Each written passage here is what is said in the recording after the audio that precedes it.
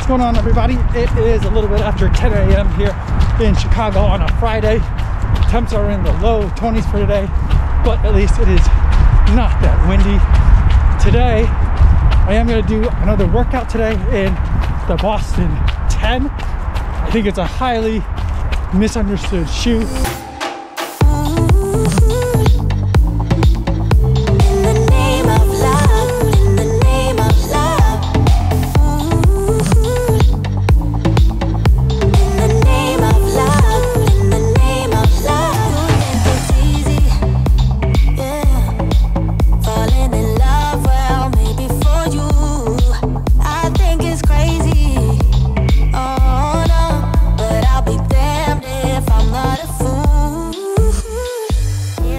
Today's workout is 10 times 3 minutes at 5K pace with 2.5 minute jog recoveries for a total of 13.73 miles for the day.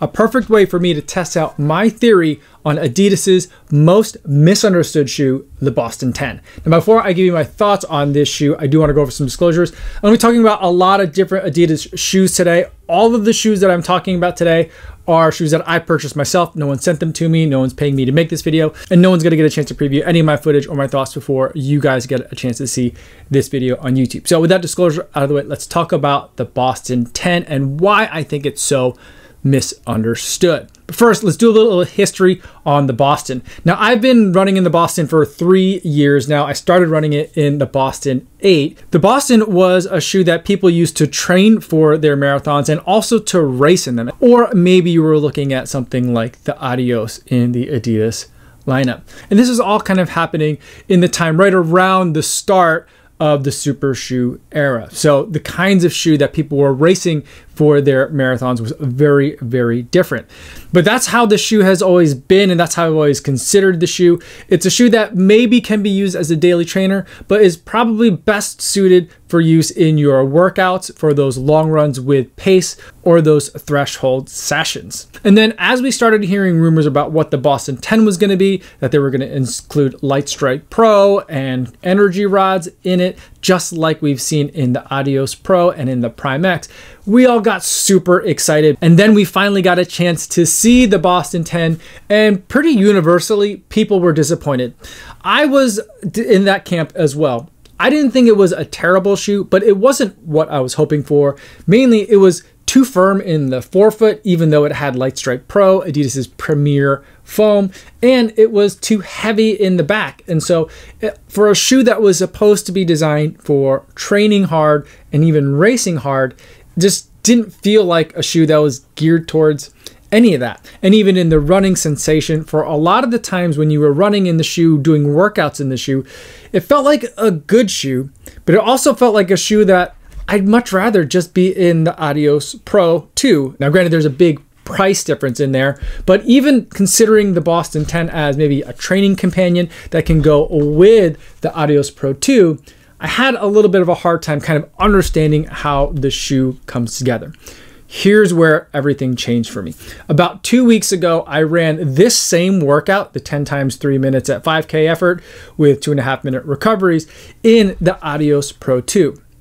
And what I ended up finding, even though I love this shoe for half marathon work, I love this shoe for marathon training, I found that at 5K efforts, the Light Strike Pro felt a little bit too squishy for me. And so I felt like it was not holding me back by any means, because after all, it's still a super shoe and performs like one. But I felt like there was just a little bit something more or different that I wanted to get out of the shoe. And that's where I was thinking, maybe this is where the Boston 10 makes a little bit of sense, because of the fact that it has Light Strike Pro and a Light Strike.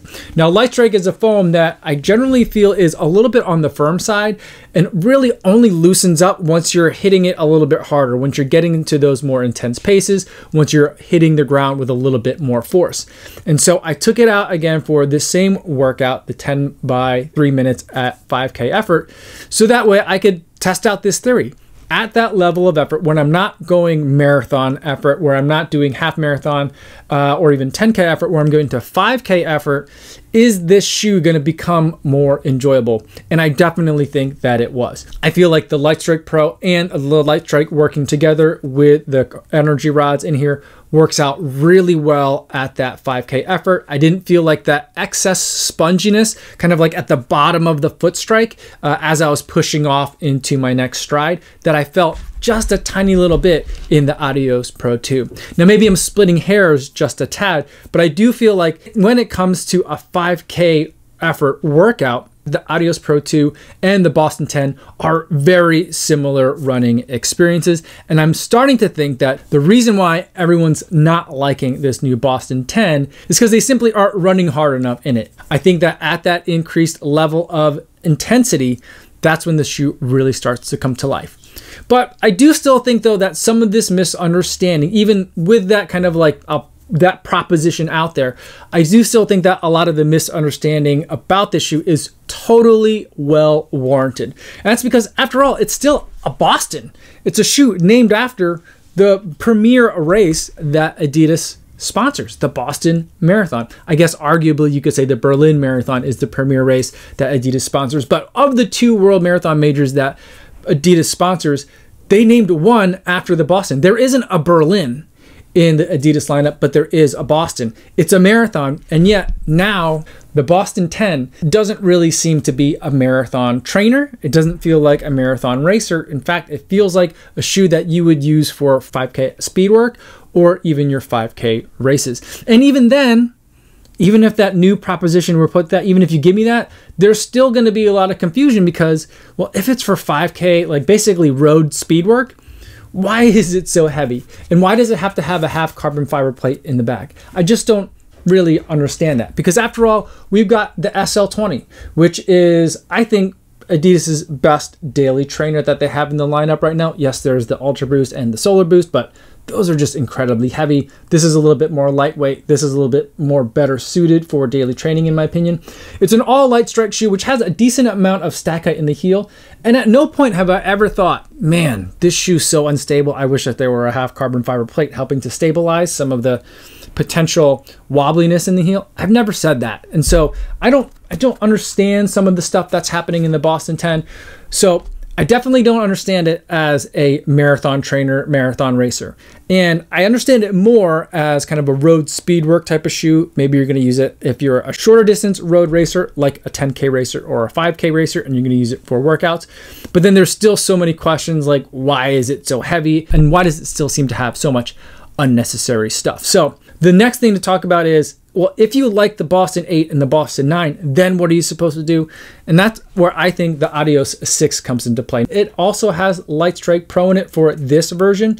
And I think that overall, in terms of modernizing the Boston, I think the Adios 6 makes for a much better Boston than the Boston 10. So for those of you who are looking where to go, definitely head to the Adios 6. I think that makes a little bit more sense.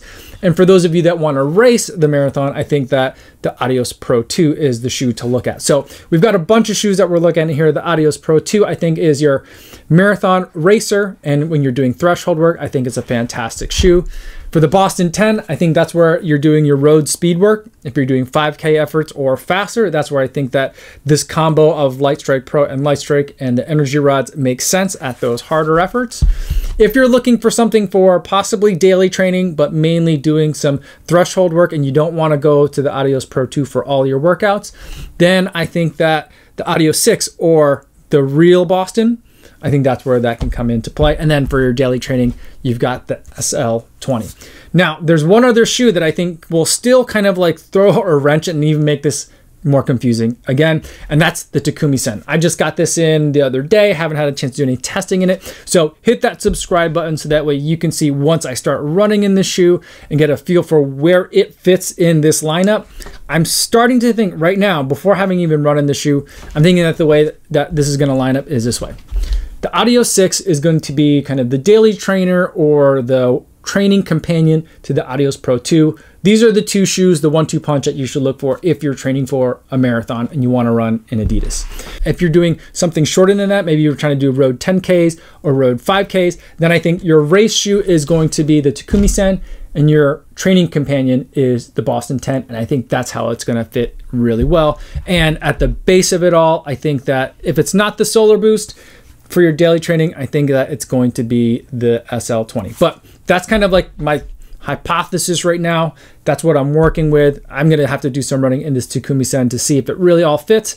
And at the end of the day, it may be that they're not sure how they want to put all these shoes together. There might not be kind of like a completely well thought out plan. They might just be throwing some stuff out the wall to see what sticks, but let me do some more running in it. Stay tuned, hit that notification bell so you can know exactly when I hopefully get some more answers after doing a little bit more running. If you have any questions about the Boston 10 or any of these other shoes that I talked about, feel free to put them in the comments down below, or better yet, stop by the live stream that I do Monday through Friday right here on YouTube. I do it over on my live stream channel, the Kofuzi Run Club channel. I'll post a link to that in the description.